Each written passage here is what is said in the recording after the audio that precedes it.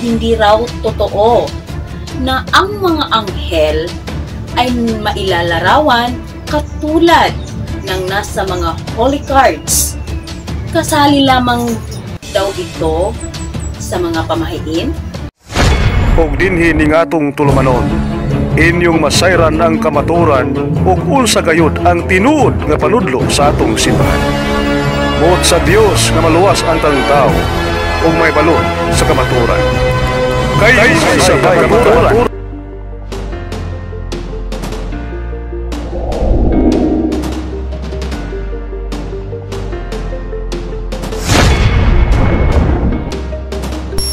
Hindi natin sinasamba si Mary bilang Diyos.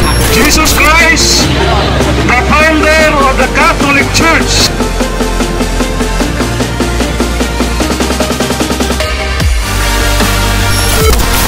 Kini inyong alagad si Brother Edgar Logan. Sister Elaine, God bless us.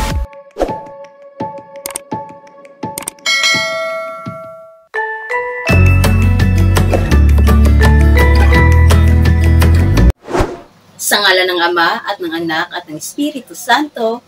Amen. Magandang araw mga kapatid. Nandito naman tayo sa ating programa, Kay Unsabay Kamatuuran. Ang ating tatalakayin po ngayon ay patungkol na ang sabi dito na hindi raw totoo na ang mga anghel ay mailalarawan katulad ng nasa mga holy cards. Kasali lamang daw ito sa mga pamahiin. Bago pa po natin tatalakayin mga kapatid, kung hindi pa kayo nakasubscribe sa ating YouTube channel, please subscribe Edgar Logan Channel. Like, comment, and share. Kung may mga katanungan po kayo, mag-message lang po sa Messenger Edgar Henderson Logan. At sasagutin po iyan ng ating programa Kay Unsabay Kamatuuran. At upang marami pa po tayong matututunan sa ating pananampalatayang Katoliko. So mga kapatid, tatalakayin na po natin patungkol po ito na ang sabi dito, hindi raw totoo na ang mga anghel ay mailalarawan katulad ng nasa mga holy cards. Kasali lamang daw ito sa pamahiin. Ang kakulangan sa paglalarawan ay kadalasan ay magriresulta sa maling pag-intindi. Hindi na natin ikamangha na ang mga tao ay nag-iisip na ang mga anghel ay mataba at mayroong mga pakpak. Yung iba hindi makatanggap sa katuruan na mayroon talagang mga anghel.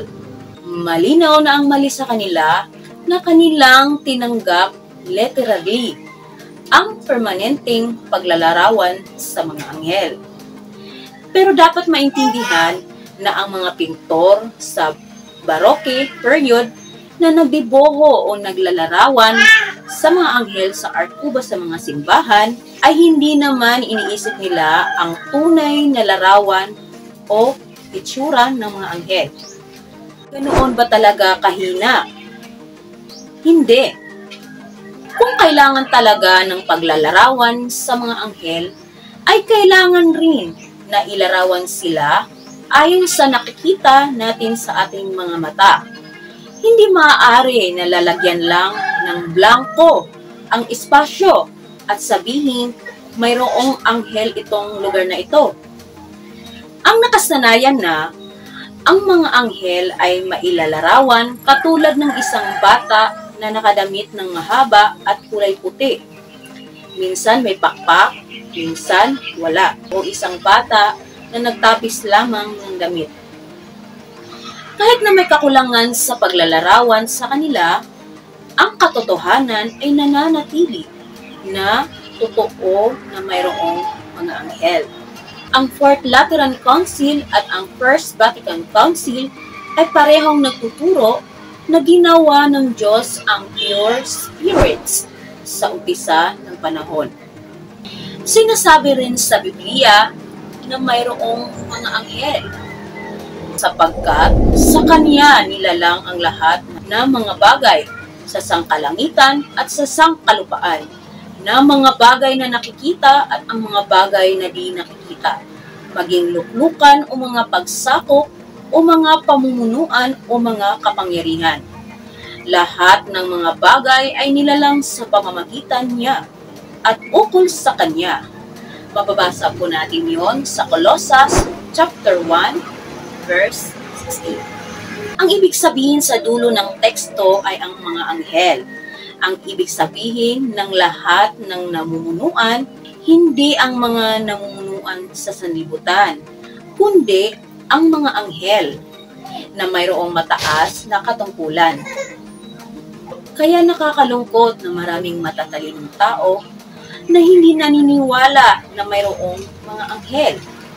Ang ganoong kaugalian ay hindi matatawag na matalino. Naging ehemplo ito sa close-minded. Sarado ang pag-iisip, hindi nabukas sa paghahanap ng katotohanan.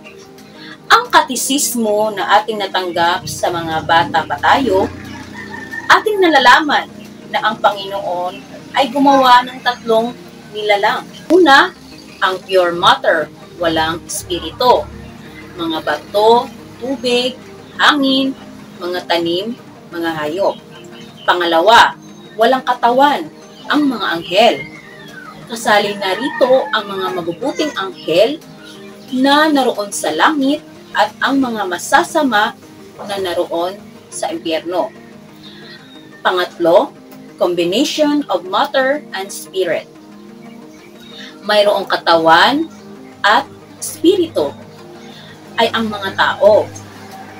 Naranasan natin ang una at pangatlong nilalang dahil napalibutan tayo sa unang nilalang at tayo ang pangatlong nilalang. Pero dapat maintindihan na ang ikalawang nilalang ay ang mga anghel. Ganoon katunay katulad sa atin o sa mga bagay na nakapalibot sa atin. Bakit nahihirapan tayo sa paglalarawan sa kanila? Dahil ang ating imahinasyon o kapasidad ng pag-iisip, nakakaisip lamang sa mga bagay na ating makikita. Dahil hindi nakikita ang espiritu, kasama ang Panginoon, ang mga anghel, at ang ating sariling kaluluwa. Sa maikling salita, hindi natin sila ma-imagine. Hindi tayo makagawa sa tamang paglalarawan sa kanila base sa ating pag-iisip.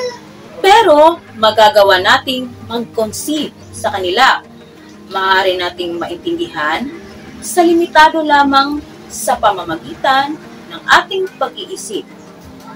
Kahit hindi natin sila mahulma at ganap na mental image patungkol sa kanila. Ang salitang anghel ay nanggagaling sa salitang Griego para sa mensahero, na aayon sa titulo ni Gabriel na naghatid ng mensahe kay Maria sa pag-anyaya ng Panginoon na maging ina ng tagapagligtas. Mababasa po natin iyon sa Lucas chapter 1 verse 26 hanggang 38.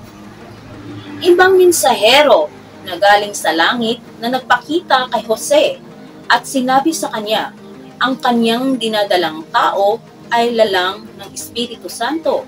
Mababasa po natin sa Mateo chapter 1 verse 20. At ang iba pang mensahero yung nag-utos kay Jose sa pag-alis sa Ehipto. Mababasa natin sa Mateo chapter 2 verse 13. Maagang-maaga ng Easter, isang anghel ang nanggulong ng bato na nagtakip sa libingan ni Jesus at nagsalita sa mga babae na pumaroon upang tumingin sa katawan ni Jesus. Pagkabuhay na muli ng Panginoon. Mabasa po natin iyon sa Mateo chapter 28 verse 2 hanggang 5. At isa pang anghel ang nagpalabas galing sa bilangguan. Mababasa natin sa Gawa chapter 5 verse 19. At isa pang anghel na nag-utos kay Felipe na pumaroon patungong Gaza, kung saan kaniyang makatagpo ang Ethiopian. Yun o. Mababasa natin sa Acts chapter 8 verse 26.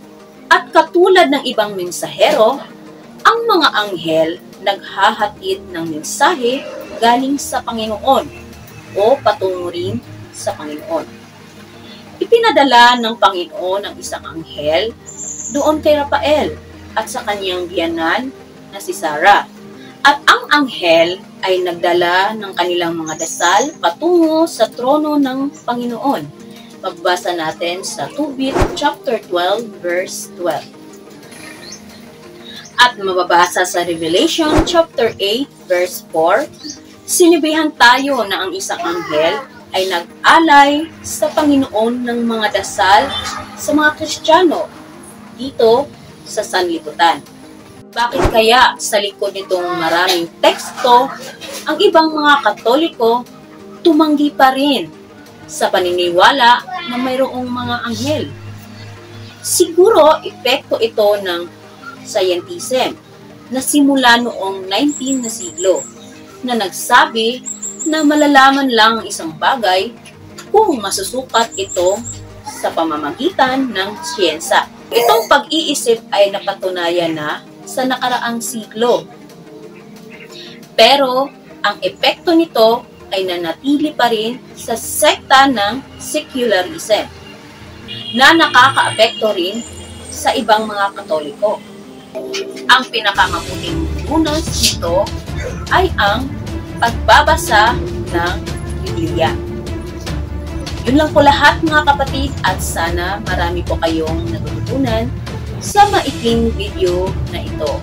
At maraming na rin salamat sa lahat na nag-subscribe sa ating YouTube channel. Sa hindi pa po nakasubscribe, please subscribe Edgar Logan Channel. Like, comment, and share. At upang marami pa po tayong matutunan sa ating pananampalatayang Katoliko. Ito po ang inyong lingkod, Sister Aileen. God bless us. Sa ngalan ng Ama at ng Anak at ng Espiritu Santo. Amen. Ug inyo nang nabati ang mga kamatuoran dinhi ning atong tulumanon. Kay unsay kamatuoran. Ako lang hinaot nga daghang kamog lakatunan. Daghang salamat.